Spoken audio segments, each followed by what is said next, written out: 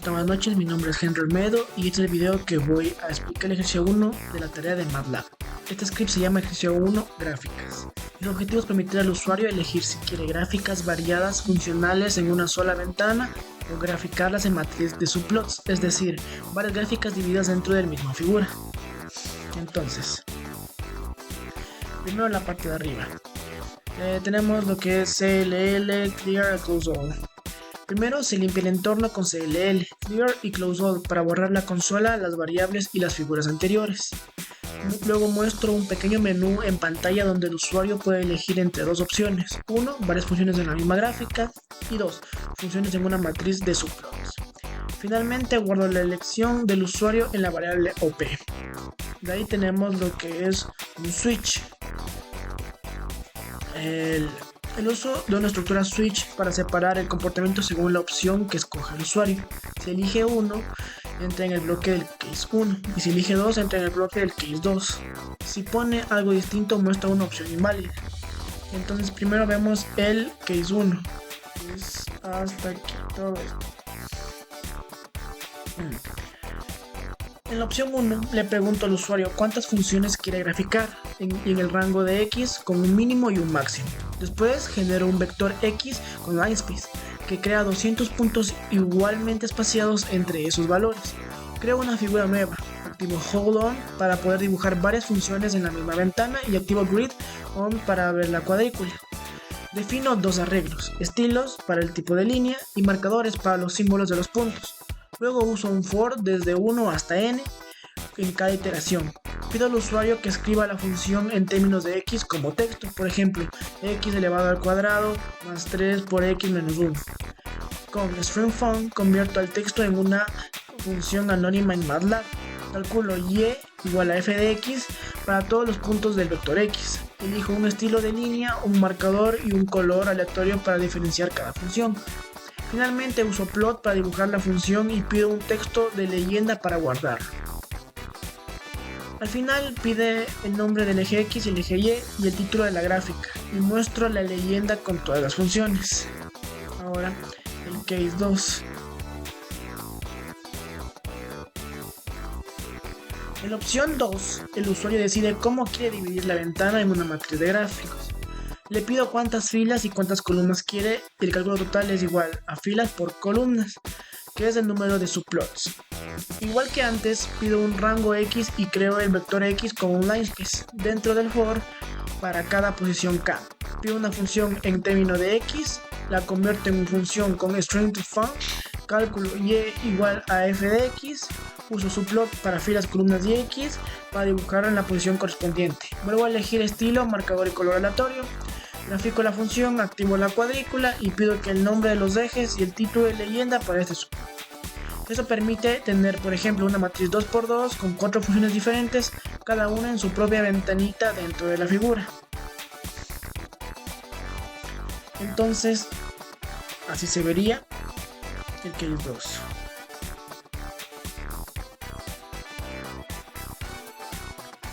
Vamos a lo que es a correrlo. Y dice 1 o 2. 3 menos 5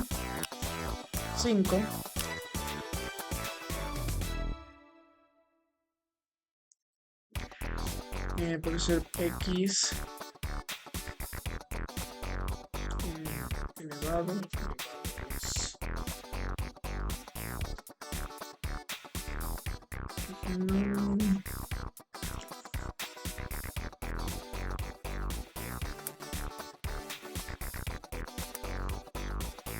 a 2, por ejemplo x elevado a 2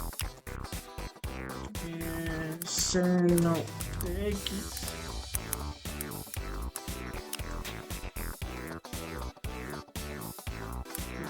elevado al cuadrado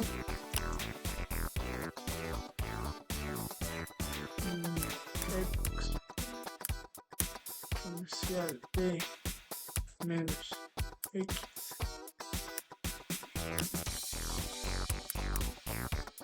exponencial de menos x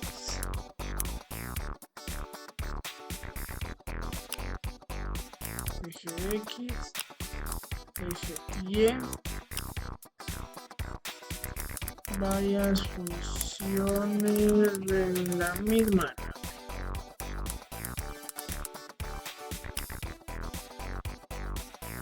Y así es como se vería. Como vimos, eje X, eje Y, y de quitar todo esto. Ahora vamos a hacer un ejemplo con la segunda.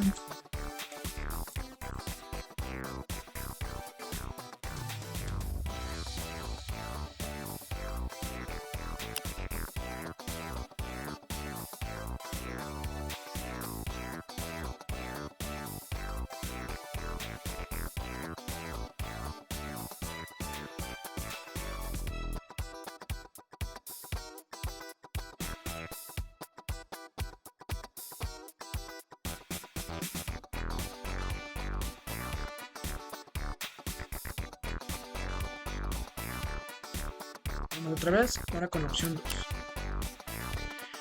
Número de filas, 2.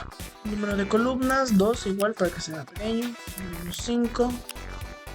5. Ponemos aquí, por ejemplo, x al cuadrado, mismamente.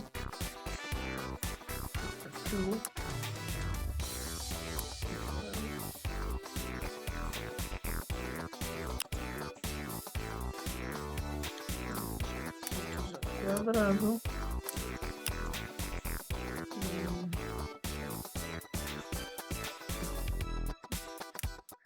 x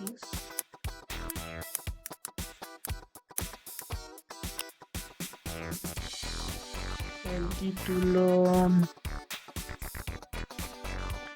x al cuadrado exponencial.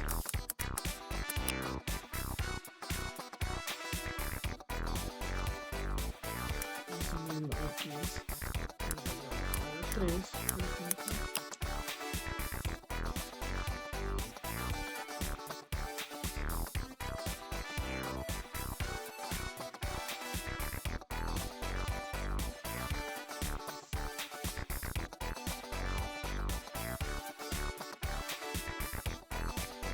Muy bien, ahora voy a explicar el ejercicio 2 del proyecto de MATLAB. Este ejercicio consiste en un script que permite al usuario elegir entre analizar una función lineal definida por 2 puntos o una función del tipo f de x k por x a la n más c. Según la opción que elige el usuario, el programa llama a una función interna que hace todos los cálculos y genera gráficamente correspondiente. Muy bien, entonces como siempre empezamos con los principales, cl, clear y close all, que aquí se limpia la consola, las variables y las ventanas anteriores. Luego se muestra un menú donde el usuario escoge si quiere analizar una función lineal o una función exponencial. Potencia. La variable OP es la que guarda esta opción. Se usa un switch para ejecutar distinta lógica dependiendo de lo que elige el usuario.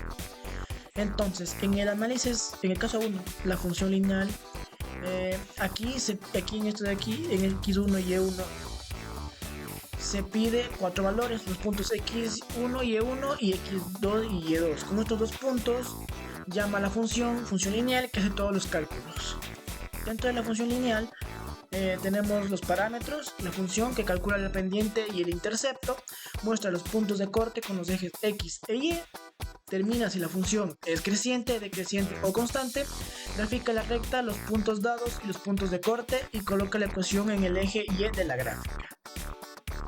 Ponemos primero un if que si los dos puntos tienen la misma x sería una recta vertical y no se puede escribir como una función, por eso muestra un error. Aquí tiene la pendiente intercepto. Calcula la pendiente M y el intercepto B. Ahí tenemos los puntos de corte. Aquí se calcula los cortes en el eje de X y eje de Y. Ahí tenemos lo que es la clasificación. La gráfica, que es con plot, y con eso se termina lo que es la función lineal. Ahí tenemos la función exponencial. Lo mismo. aquí tenemos el usuario ingresa un parámetro k, n, c y un intervalo para graficar.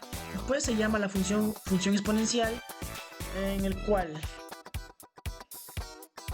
tenemos que los parámetros son el k de coeficiente, el n de exponente, el c el término independiente, x mínimo y x máximo, que es el intervalo de graficación.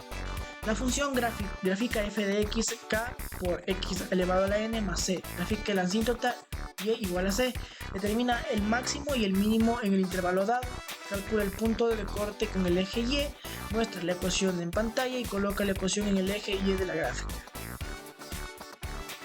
Primero tenemos lo que es el cálculo. La asíntota horizontal siempre va a ser y igual a c. Los máximos y mínimos aproximados. El punto con un corte con el eje y, lo que nos da una gráfica completa que incluye la función, la asíntota, máximo, mínimo, corte en y, leyenda y ecuación impresa. Entonces vamos a dar una demostración de cómo funciona.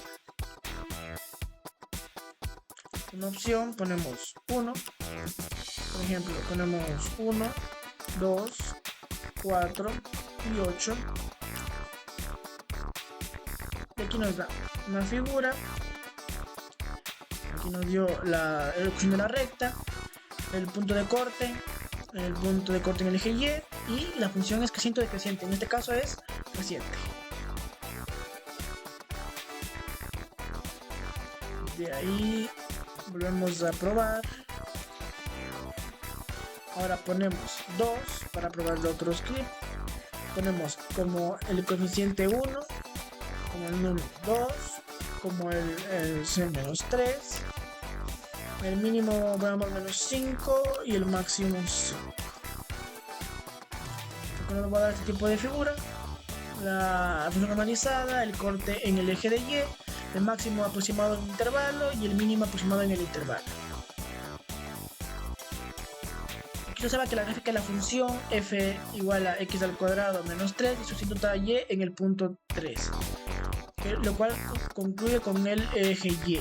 Con esto el ejercicio de programa como MATLAB puede analizar tanto funciones lineales como funciones de potencia, mostrando cortes, pendientes, asíntotas, máximos, mínimos y la ecuación correspondiente.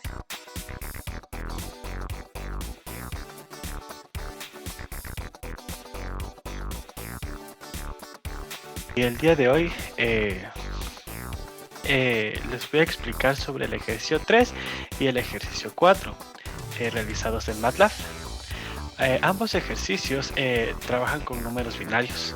El ejercicio 3 hace conversiones a octal y hexadecimal y el ejercicio 4 normaliza números binarios para formatos de 16 y 32 bits.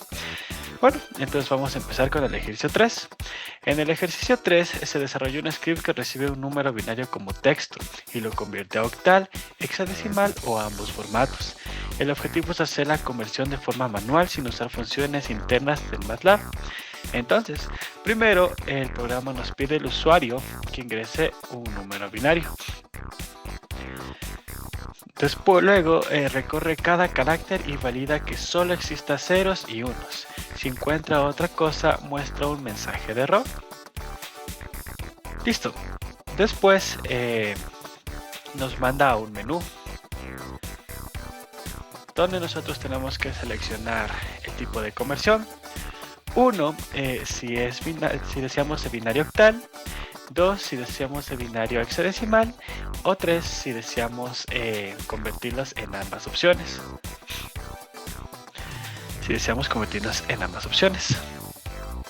Ok,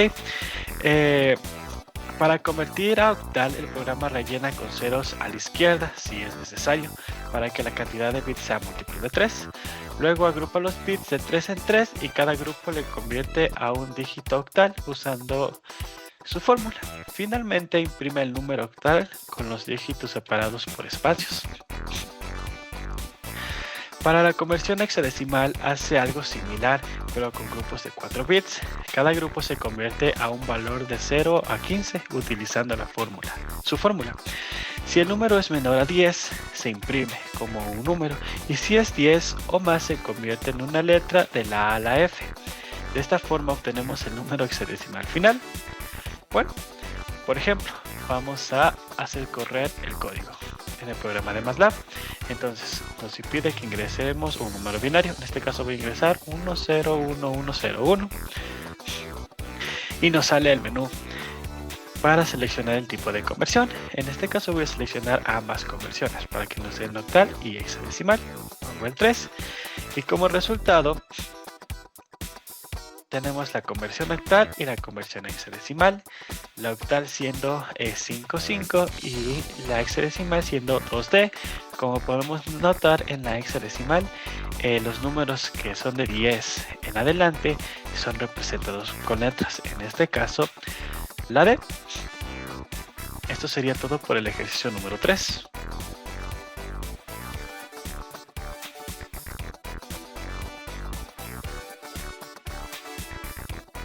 El ejercicio número 4, que es la normalización de números binarios a 16 y a 32 bits.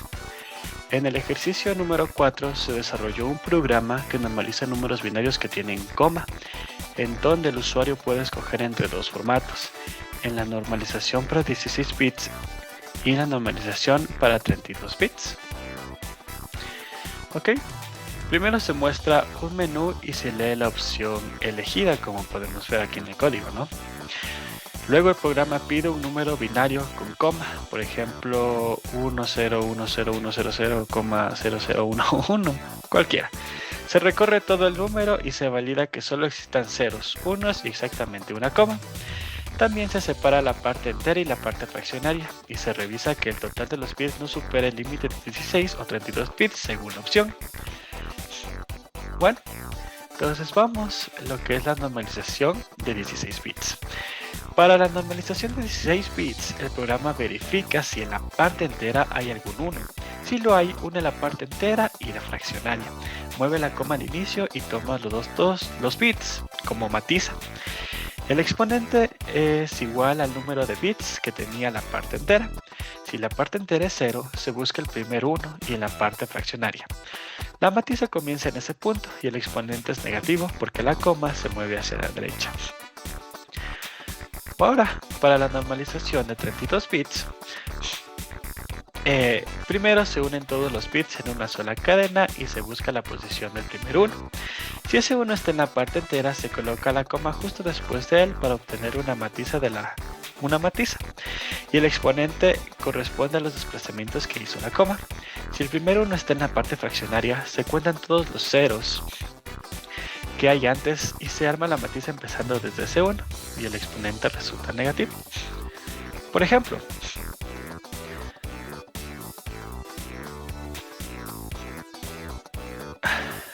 vamos a hacer correr el programa.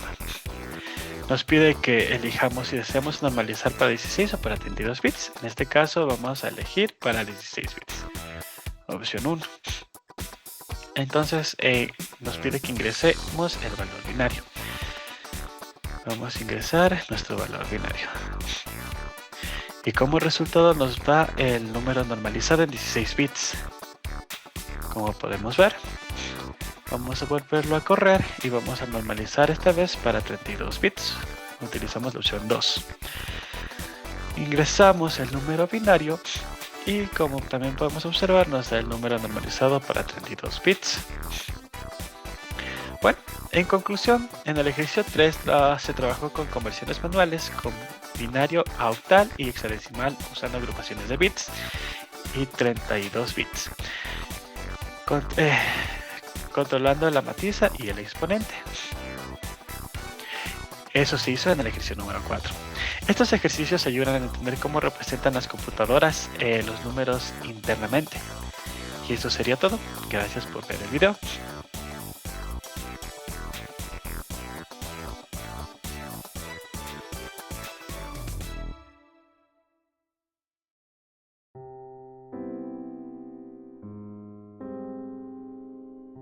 Yo vengo a mostrarles el ejercicio 5, que es la implementación del método de Gauss-Seidel para resolver ecuaciones lineales tipo ax igual a b. Primero iniciamos con el ingreso de datos. Le pedimos al usuario que ingrese una matriz cuadrada, un vector y el error deseado. Después vamos con las validaciones, donde n no debe ser diferente de n. ya que saldrá un error que nos indica que la matriz debe ser cuadrada, como 2 por 2, 3 por 3, 4 por 4. Después, con la segunda validación de que la longitud del vector B no tiene que ser diferente a n, donde nos saldrá un error de que el vector B debe tener la misma dimensión que A. Después continuamos con la inicialización, donde inicializamos un vector X lleno de ceros para la primera iteración. Guardamos esto en otra variable, la variable K, que significa el número de iteraciones, y el error inicial, que es 100. Después vamos con la parte más importante, que es la estructura while, donde este ciclo se repite mientras el error sea mayor al error deseado. En cada iteración actualizamos cada componente del vector X usando la fórmula de Gauss-Seidel. Y finalmente con el cálculo del error relativo, donde en el numerador va el máximo absoluto del vector menos el vector de la iteración anterior, y el denominador el máximo absoluto del vector, ya con la última iteración, siendo el error el numerador sobre el denominador, y vamos aumentando el número de iteraciones y vamos actualizando el vector. Finalmente aquí se muestra la solución aproximada del método. Vamos a correr y ingresamos la matriz con corchetes.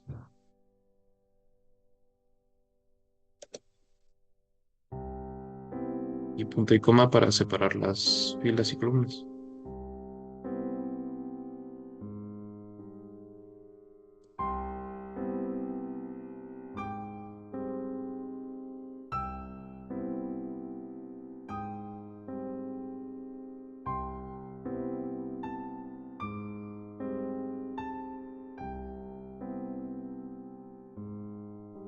Y cerramos con corchetes. Ingresamos el vector de la misma dimensión que la matriz.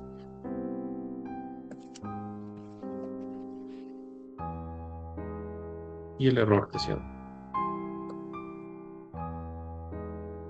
Aquí vemos cómo se fue iterando y mostrando la solución aproximada. Y ahora vamos a ver qué pasa si ingresamos mal los primeros datos.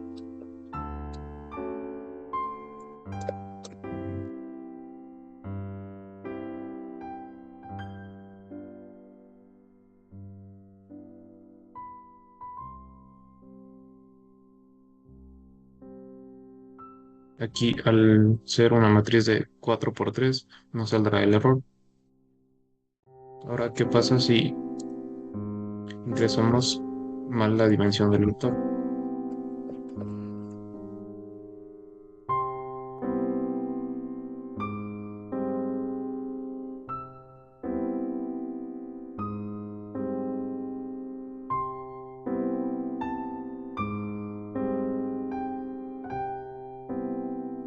Sale el error de la segunda validación.